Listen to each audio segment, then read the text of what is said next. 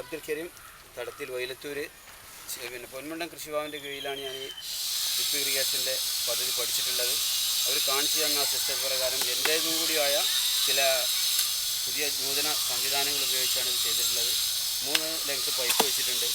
അത് ഒരു ചെടി മുതൽ മറ്റൊരു ചെടി വരെയുള്ള അകലം 2.5 അടിയാണ്. ഇങ്ങനെ ആകുമ്പോൾ വളരെ സൗകര്യമുണ്ട്. ഇതിൽ ഈ രൂപത്തിൽ ചെയ്യുമ്പോൾ കൂടുതൽ ഗ്രോത്ത് കിട്ടും.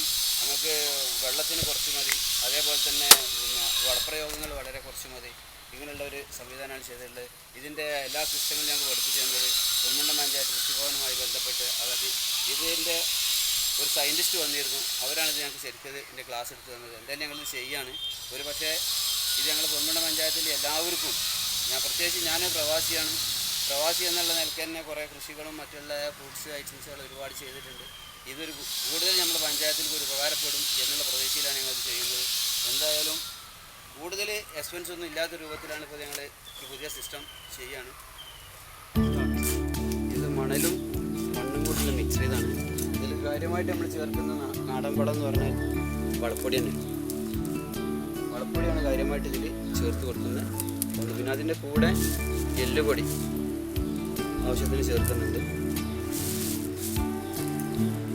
അത് മാത്രമാണ് നമ്മളിപ്പോൾ വളമായിട്ട് ഇതിൽ ഉപയോഗിച്ചിട്ടുള്ളത്.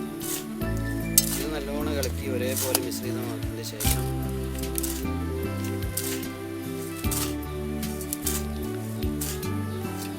ഇനിയാണ് നമ്മളിത് കവറിൽ നടക്കുന്നത്.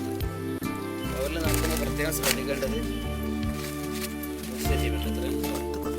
10 സെൻറ്റിമീറ്റർ ഈ ഇതിൻ്റെ 10 സെൻറ്റിമീറ്റർ കവറിനുള്ളിലായിട്ട് കയറ്റി വെക്കണം.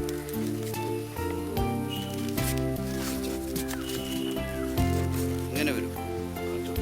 10 സെൻറ്റിമീറ്റർ എന്ന് പറഞ്ഞാൽ ഏകദേശം ഇത്ര പോലെ കയറി നിൽക്കണം. അതിന് ശേഷം നമ്മൾ ഉണ്ടാക്കി വെച്ച മണ്ണ് ഇതിലേക്ക് നടക്കും.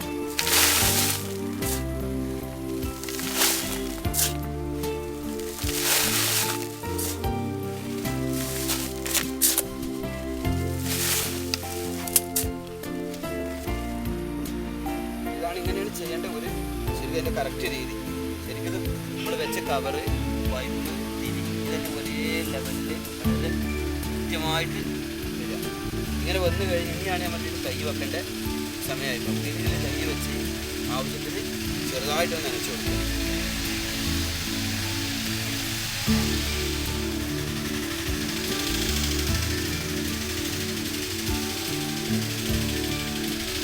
തയ്യൊന്നും അങ്ങോട്ട് അടുത്ത് പറഞ്ഞു. ഇതാണിപ്പോൾ നമ്മൾ ശരിക്കും തൈയാണ്, തക്കാളി തൈ. ഇതിപ്പോൾ ഒരു 15 ദിവസം പ്രായമുള്ള തക്കാളി തൈയാണ്. ഓരോന്ന് വീതമാണ് ഇതിൽ നമ്മൾ ആദ്യമായിട്ട് വെക്കുന്നത്.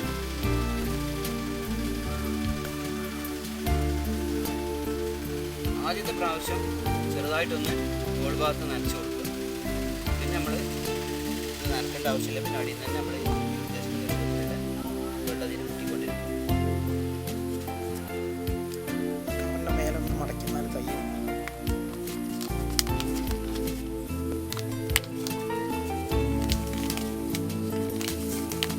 അവിടെ നമ്മൾ ഫുള്ളായിട്ട് ഇപ്പം തന്നെ മണ്ണ് നിറക്കണമെന്നില്ല. മണ്ണ് നമുക്ക് വീണ്ടും നമുക്ക് കുറേശ്ശെ മണ്ണ് കൊള്ളിക്കണം.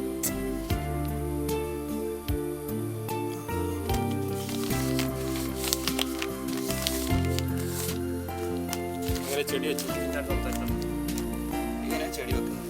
ഇങ്ങനെ ചെടി വെച്ച് നമ്മൾ ഒരു ദിവസം ഫുള്ളായിട്ടൊന്ന് മുകൾ ഭാഗത്ത് നനയ്ക്കുക.